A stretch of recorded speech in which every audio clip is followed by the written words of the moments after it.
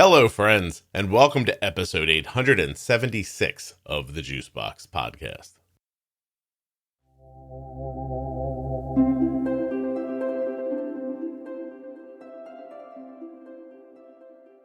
Hello, and welcome back to the best of the Juicebox Podcast. Today, we are revisiting episode 485, Altered Minds. This is an episode where Jenny Smith and I discuss how high and low blood sugars can impact a person. While you're listening today, please remember that nothing you hear on the Juicebox Podcast should be considered advice, medical or otherwise. Always consult a physician before making any changes to your healthcare plan or becoming bold with insulin. Are you a U.S. resident who has type 1 or the caregiver of someone with type 1? Please go to t1dexchange.org/juicebox. Join the registry, complete the survey. When you complete that survey, you are helping type 1 diabetes research to move forward right from your sofa. You also might be helping out yourself, and you're supporting the podcast. t1dexchange.org/juicebox.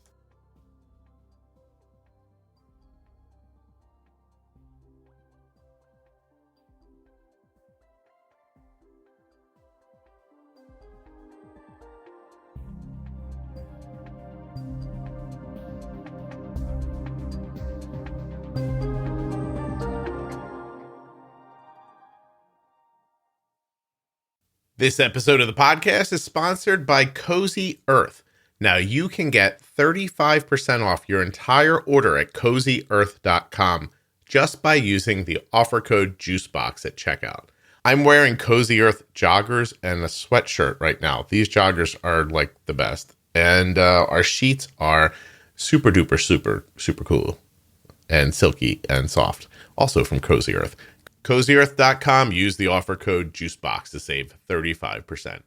Hello, and welcome to episode 485 of the Juicebox Podcast.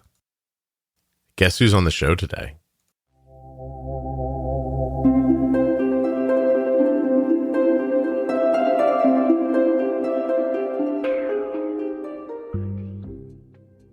Today on the podcast, I'm joined by Jenny Smith. Jenny, of course, is from all the Defining Diabetes episodes and the Pro Tip series. And today she's here to talk about how people can be altered in their minds when their blood sugars are high or low, right? So if you're looking for an understanding of what high and low might make someone feel like or could make you feel like, this is the episode for you. During this conversation, please remember that nothing you hear on the Juicebox Podcast should be considered advice, medical or otherwise.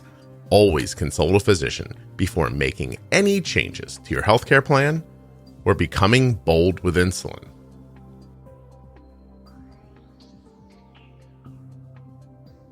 Jenny holds a bachelor's degree in human nutrition and biology from the University of Wisconsin. She's a registered and licensed dietitian, a certified diabetes educator, and a certified trainer on most makes and models of insulin pumps and continuous glucose monitors. One day when I grow up, I hope to be just like Jenny.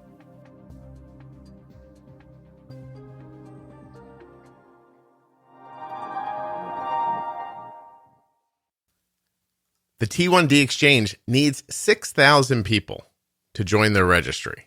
And I have to keep saying this to you until you do it. So, the T1D Exchange is looking for T1D adults and T1D caregivers who are U.S. residents. They want you to participate in a quick survey that can be completed in just a few minutes from your phone or computer. After you finish the questions, and they are very simple, I completed the survey in about 7 minutes, you may be contacted annually to update your information. And they may even ask you a couple more questions.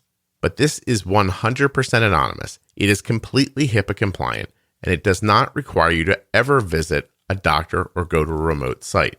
See, this is interesting. This is a way for you in just a few minutes to help other people living with type 1 diabetes. Past participants have helped bring increased coverage for test strips, Medicare coverage for CGMs, and changes in the ADA's guideline for pediatric A1C goals. These are important behind-the-scenes things that people with type 1 diabetes need, and you have a unique opportunity to help them. These are not deep, probing personal questions. They're pretty simple, basic, surface diabetes stuff, but they just need the data. Help them. at t1dexchange.org/juicebox. And at the very least, if 6,000 of you go right now, I don't have to say this again. Do it for me. I'm kidding. Do it for the other people living with type 1 diabetes. But I mean, if you want to think of me while you're doing it, it's fine. This one's weird, but we'll see. That means it came from somebody. It came from somebody, but it's not. It came from somebody. But it made a lot of sense to me when they said it, and then I left it on my list for a long time. And every time I look at the list, I'm like, yeah, we're gonna have to talk about that, I think. So, okay. Hopefully, I have something to say. We'll see. So I'm posing this next question to you, Jenny, because you have diabetes, and you would have a real feeling for what this is. Maybe. Yeah, we'll see. We'll see. Hopefully. No, I think you will. So I hear this from either parents or spouses usually. And it's something we make light of in community and joke about. Like I've said before to my daughter, when she was little, I'm going to test your blood sugar. And if it's not high or low, you're in trouble, right? Because you kind of can't tell, like, is somebody acting a certain way because they're altered, or are they acting a certain way because they're, right, a pain in the ass. So like, right. Which isn't. But that always makes me feel like, what is the person with diabetes hearing when they're altered? And so that's what I want to understand. And we're going to do both, but let's start with higher blood sugar. So I know there's no Mendoza line that you can point to perfectly, but I've always said in the past that as Arden is active, if her blood sugar starts to creep above 160, 180, I could see her slow down, her reactions get slower, things like that. We know that people get cloudier. We've talked about on the podcast a million times as you get higher and higher. But what's it like to be in your head when your blood sugar's higher? Like what if your kids are acting up, or your husband's being unreasonable, or you have to make dinner? What does that feel like to you? Yeah, I think to me, it feels, one, I'm just annoyed, right? And it's not annoyance with them. It's annoyance for the number, for why ever it is where it is, right?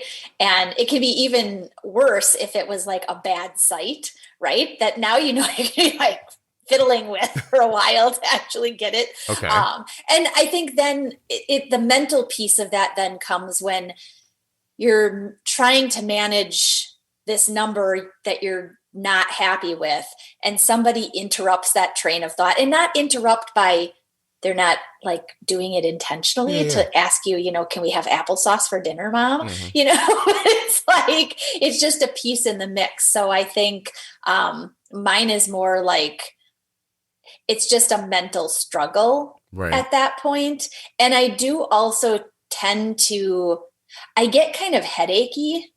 Okay. Not so much when I have lows, but more so when I am higher. It's that like mental, that foggy kind of piece. And it makes me feel headachy. Not the kind that's like a throbbing, but it's like that cloudy kind of headache that you get. Yep.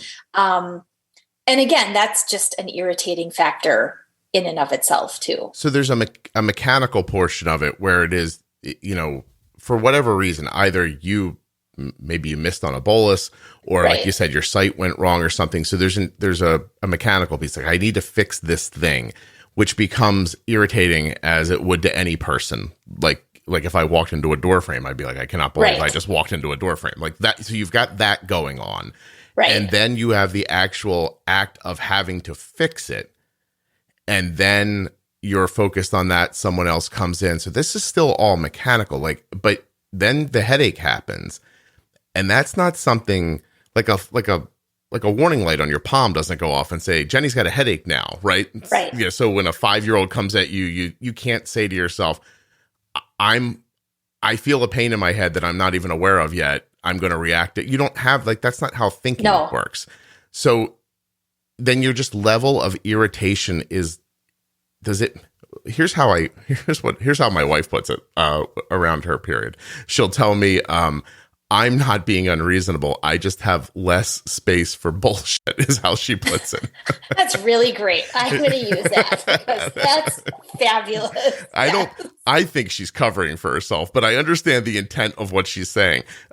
So there's a ceiling in people before they get upset, right? And there's all kinds of outside irritants that can limit that ceiling, but just your blood sugar being higher physically can take away from your ability to abide bullshit, basically, I guess. Correct. And, from my standpoint too, with the work that I do and all of the data management that I do and interpreting things for people, I mean, the majority of my management is just because I want to be healthy, right?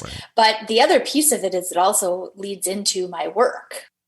Can I get work done really well if I'm sitting really high or if I'm sitting really low? My brain isn't functioning well on either level. So that management piece is always also there to benefit all the people that I work with. So I'm not typing out a message that's like, I don't know why your blood sugar is high. Mary, why don't you just figure it out yourself? Right. I paid this lady to help me with my blood sugar and she yelled at me. Yeah, that wouldn't be great. No, but I want people to understand that and I think they do, and by do, I think they do understand that a higher blood sugar could be an issue. But the problem is, again, that you don't walk around as a person with diabetes with your blood sugar across your forehead. So when I come up to you, you're just Jenny to me. I don't know if your blood sugar is 220 and you have a headache. Right. And so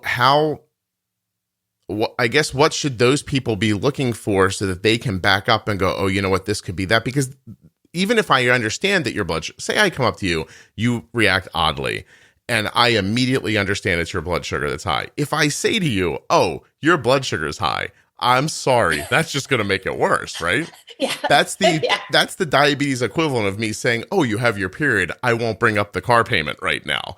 Right. Okay. All right. Yeah, kind of. And I think it does bring up a good point, though, especially I think this goes more for adults who have a spouse or a significant other or partner or whatever. Because like Nathan, he's got Dexcom follow, he's got my stuff, but I mean, he doesn't keep it open and follow me all day. He's got the alarm set and all of that for like high and low. But other than that, I mean, he lets me alone, honestly, which I'm very thankful for.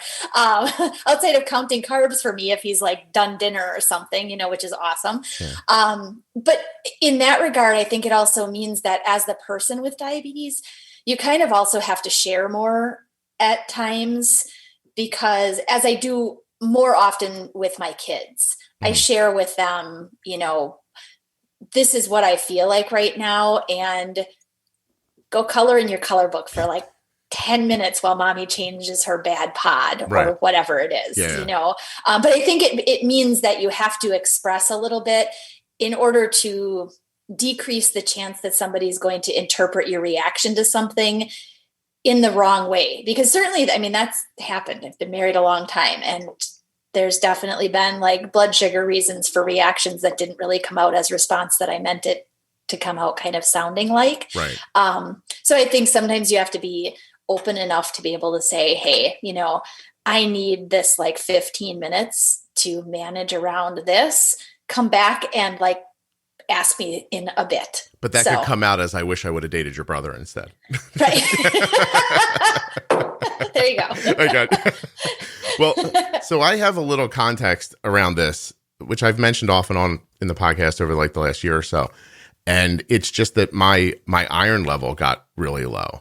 And I completely understand what you're saying. Like saying words, not having the intention behind them that the words have, and also not being able to see that it's happening. Like that's the interesting thing. Like when you're saying something to somebody, even if it's a tone, just the wrong tone, and you don't know it's the wrong tone while you're saying it. Like when you're being sarcastic with somebody, when you're in an argument, you're like, I'm going to ramp this up right now. You're aware you're going to do it. Like I'm going to say something now that's going to make you upset, but it's happening. And not only do you not know it's happening, but you don't think it's happening. And that's the real fascinating part. Like, is that you're doing this, it feels like it's you doing it, but it's just that there's a level of a trace element or something in your body. For me, it was iron. For you, it's going to be not enough insulin, and you're not yourself. And right. It's tough because you're an adult who's ultra aware of their blood sugars. Like, really, like you do an amazing job for yourself. So Thanks. Maybe, well, Jenny, stop. You can see it I'll coming. Try. We're all trying, right? One way or the other. But my point is that maybe you've been able to teach yourself over time to go, my number's up. Like, I won't get involved in an important conversation right now, or I'll send my kids off to color for a second so that I don't tell them I wish I didn't have children. Yes, there you go. Yes. But when your kid's 16 or you're 24 and you've had diabetes for a year and a half and you're at work, like you're not going to see that coming like that. No. And mine's more so in terms of like spit out of things that I don't even know that I've like said the way that I've said is more so even when I'm low, honestly. Yeah. Let's switch to that idea now. There's much more like it's like a fragment of like thought in your brain. You're trying to manage how you're feeling with this low while you're probably waiting for the low to not be low anymore. Mm-hmm. And in that come the things of life. I mean, unless you're a single person and not interacting with kids or adults or other people around you, there's always someone you're interacting with. And that interaction then in that time period where your brain isn't really firing all the right ways, you don't interpret it coming out in sort of the jagged way that it does. And then aftermath is often, well, I'm really sorry, or, I didn't mean that, or I'm low. Right. I felt like crap and you bugged me. Does it feel like that afterwards? Like after it's over and you're okay, do you have the guilt that you did something wrong? Because it's not true, right? Right. I mean, only in the scenario that, we may have been potentially discussing something or whatnot, and that was the case during that discussion. Yeah. I mean, Not obviously every time by any means do I feel bad about, good. But it's a hard thing. And sometimes even with lows, I think that I will have responded to something and it's been in my head that I've actually, and my husband will be like, did you hear what I asked you? And I'll be like, I told you, blah, blah, whatever. And he's like, no, really. You didn't say it out loud. You didn't say it out loud. And I'll be like, okay. So it's just like that muddiness that I think commented about before when I feel like I'm like, sort of like. But that's the real low. There's a slide in there. There is. In the beginning, right? And numbers wise doesn't really matter. But, if the way I think of it with Arden is maybe between, I would say at 65, Arden maintains herself. Hey, Dad, I feel dizzy. Like she's just like that. She's a little kind of jokey about it right there. It's almost like you could be like, hey, let's not do anything and see if you die. And she'd be like, okay. There's like a giddiness at that level, right. But it's, Right. Mm-hmm. She's elated for some reason right there. Okay. And then it goes down and her energy drops away. But if you were to catch her there, if somehow she got past the elated part into that part, and that's where you first intersected her, she'd be snappy, like real short and nasty, right? Mm-hmm. And then I think after the nasty is what you were just talking about, where the lost fragments of thoughts are, right? Yeah. Okay. It's almost like and then there's, falling over and not being able to help yourself. But as it's happening, are you able to consciously think, hey, my brain's trying to shut off and I'm the only one who's going to stop it? Right. Or does it turn into just a physical, like, eat something feeling?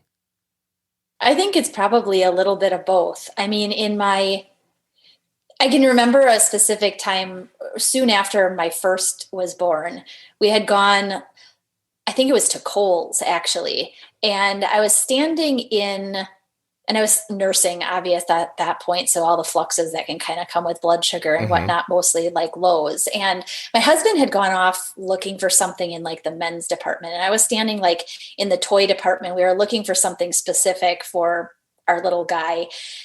And I can remember feeling low, and like, you can determine like those dropping lows. I was dropping. And so I sat down with my baby on the floor Right. in the baby department. And I get out, my glucose tablets, and I'm eating my glucose tablets. And my husband found me. I mean, I was fine, but I was sitting there just like waiting for the low to fix itself because I knew that I had taken care of it. But in that, I had also gotten my phone out, and I was texting him to come to the kids department, right? Because I was low. Only I never hit send. Okay. I was just like, typing. So that's kind of that like broken like thought kind of that can happen. Wow. Do you ever in a moment like that, are you cognizant enough to think, don't fall forward on the baby? Like, do you have those feelings like, oh, I'll try That's kind of the reason that I sat down. I mean, from my back thought to what I was doing, I would have thought, I need to sit down. I've got a baby who clearly can't stand on his own yet. I mean, I think he was probably like 6 months old or something. Yeah. And so you sit down, treat your low blood sugar. I mean, and I've always been able to treat. So I've never had an issue with not being able to help myself outside of like when I was a teen with my parents. Yeah. But it is, I mean, in those instances, sometimes there's not enough to like, even like be angry. You just can't even communicate quite right. It's interesting. It's super interesting to me, the way that, first of all, the way your body handles a falling blood sugar. It's when you start losing faculties, it's your body shutting down. It's basically services. It's like, oh, we don't need that one. Like, and it just, it has this finite amount of sugar in your blood, and its goal is to keep your brain running.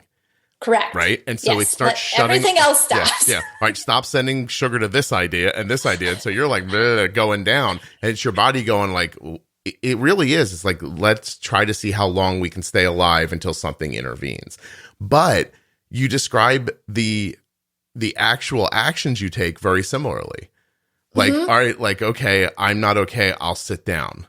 I'll start taking these things. That's more important than telling someone, right? Now it's important to tell, like, you're doing the same thing. You're making these like, it's just that you're not like consciously, it's almost like your brain, like those like files in the back that were like, do this now. Right.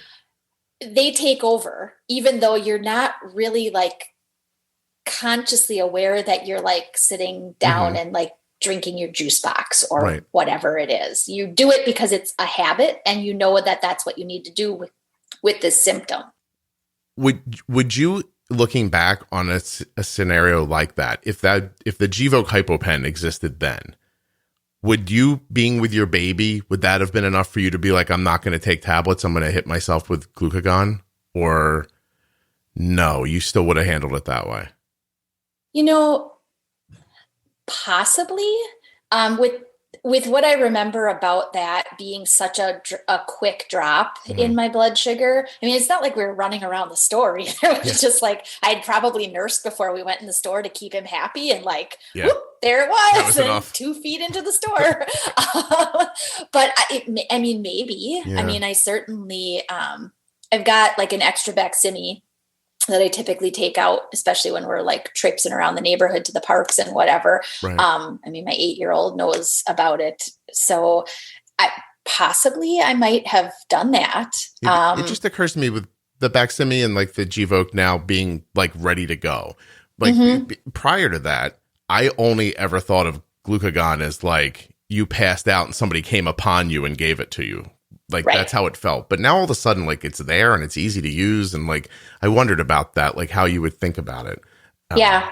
You could. I mean, it's certainly not a bad thought by any means, especially I've worked with a couple of women through pregnancy and then postpartum who've had spouses who've been military. And so they have, after a certain amount of time postpartum, their spouse goes back, might be deployed again someplace completely away from where they are. They're pretty much on their own with a baby. They might have the support of friends or family coming in once in a while, but that's not at 2:00 in the morning. Yeah. So, in a case like that, where you're dropping or really low and you're really worried about it, not sure. I mean, that's what a product like that is there for. It's also the benefit potentially of, like mini dosing that age old red lily glucagon. Right. So here's a question then, because I came at this from the idea of the people who are going to interact with a person who's either too high or too low. I have to be honest. When Arden in the past has been too low, where she's refusing, I just go with like forceful, because I think like I've tried talking her, like, you know, I've gone with the, come on, sweetie, drink it. It's really important. Like that stuff that doesn't go. It's almost like you're not talking to the complete her.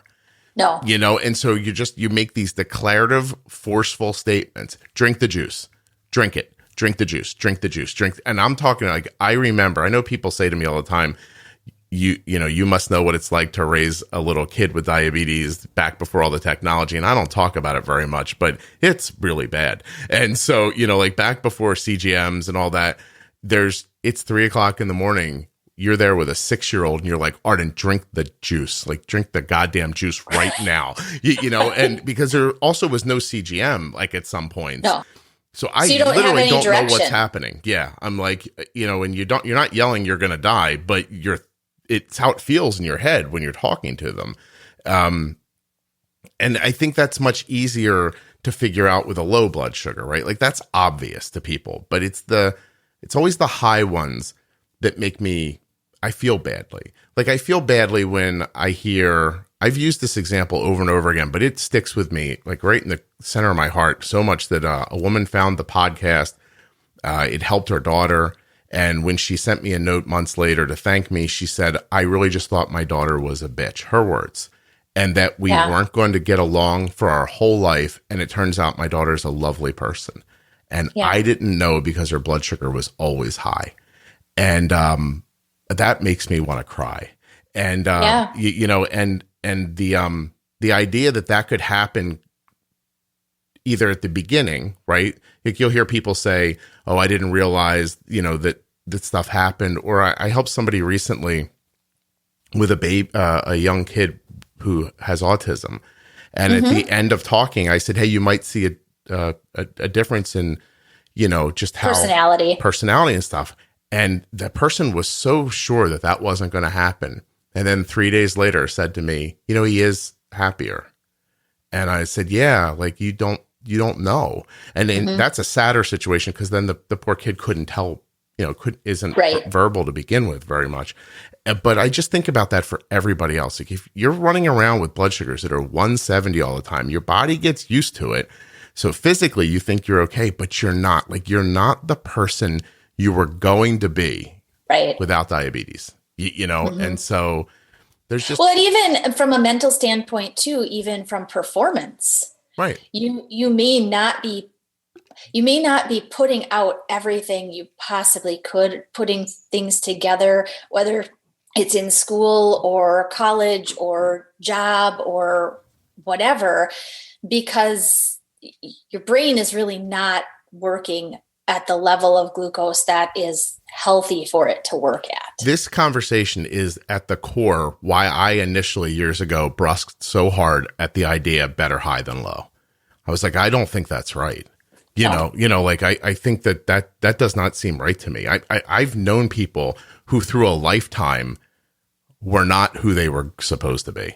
I just know it you lose your, you know, it's it. Every day you lose is gone. Every hour you lose is gone. And then days turn into months that turn into years. And before you know it, people just think you're a prick. And, you know, and that's just not. And you may not be at all. Yeah. Maybe with another 2 units of basal all day long, you would have been an absolutely delightful person. And then I think about the people on the other side who have to deal with you, who love you. And then think, oh, I love a guy who's just a jerk, but maybe isn't.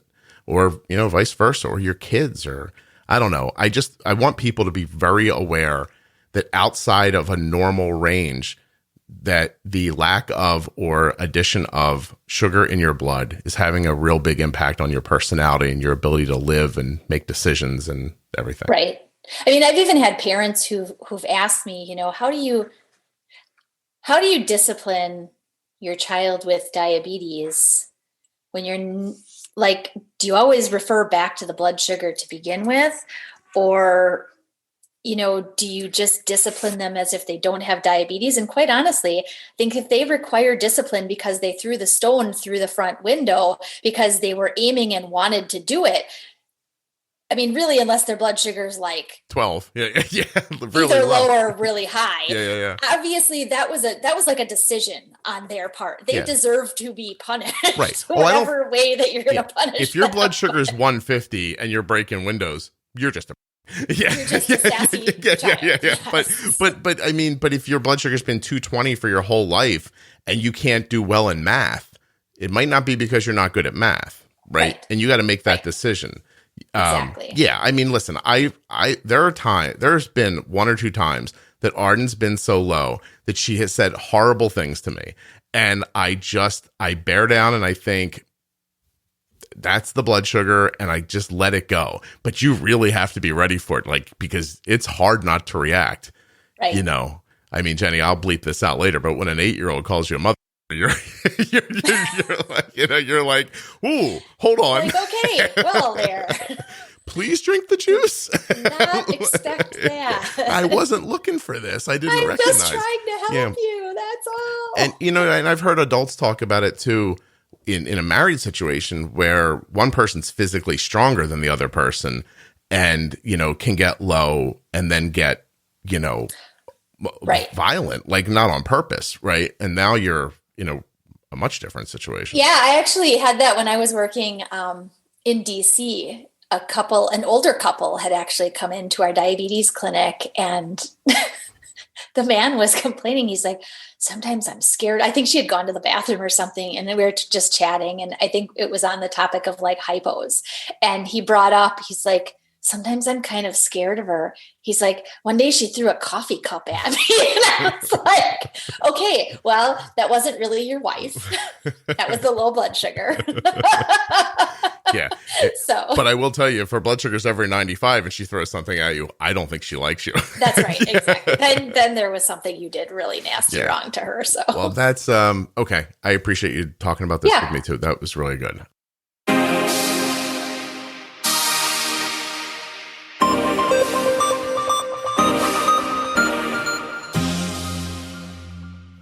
Could you just not talk to Jenny every day? I know I could.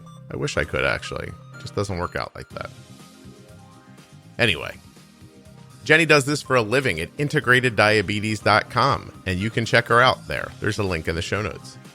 What comes next is about the T1D exchange. If you heard it in the last episode with Jenny and you haven't done it, let's get to it. But if you haven't, the T1D exchange needs your help. And the help they need is super simple to give. You just go to t1dexchange.org/juicebox. That's my link. Use that link. And then when you get there, click on Join Our Registry Now. And after that, you complete the simple, quick survey. It's for U.S. residents only, but it's so easy. Like right now, if you did it right now, look at your watch. Well, you probably don't have a watch. Pick up your phone, touch the face of it. If you did it right now, you'd be done in less than 10 minutes. It took me 3 hours to bring you this episode, and this is all I'm asking in return. t1dexchange.org/juicebox. I mean, seriously, I had to book Jenny, record the thing, edit it. I mean, you notice how there's no like pops and clicks and noises and nothing distracting while you're listening? You're welcome. That was me, Scott. Click, click, click with the mouse. I fixed the whole thing for you.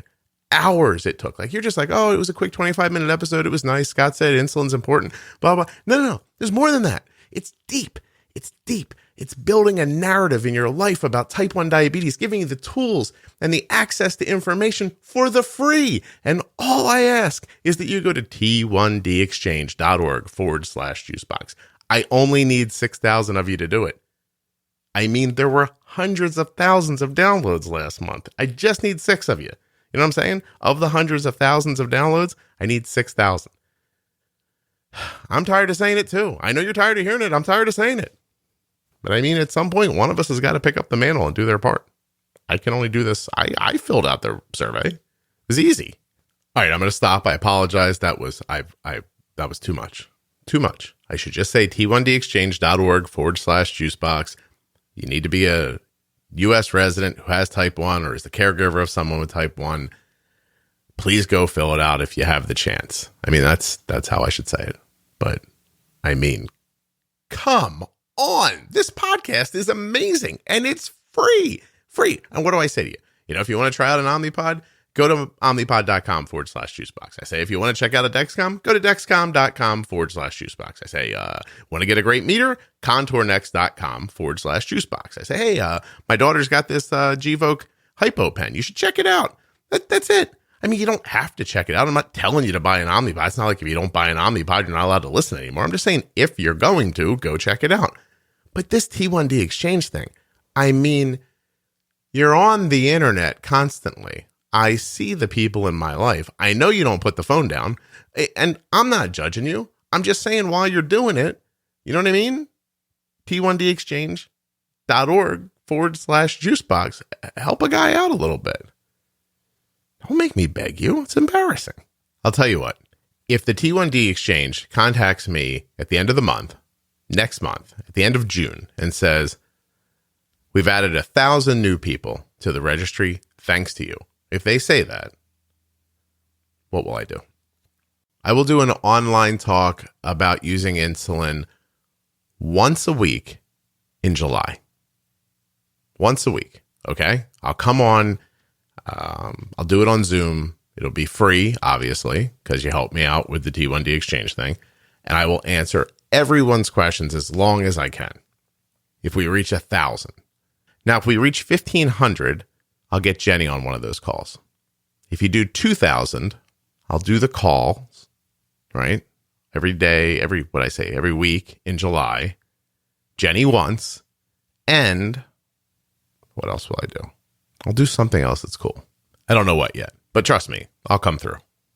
T1dexchange.org/juicebox. Use the link, complete the survey. That's it.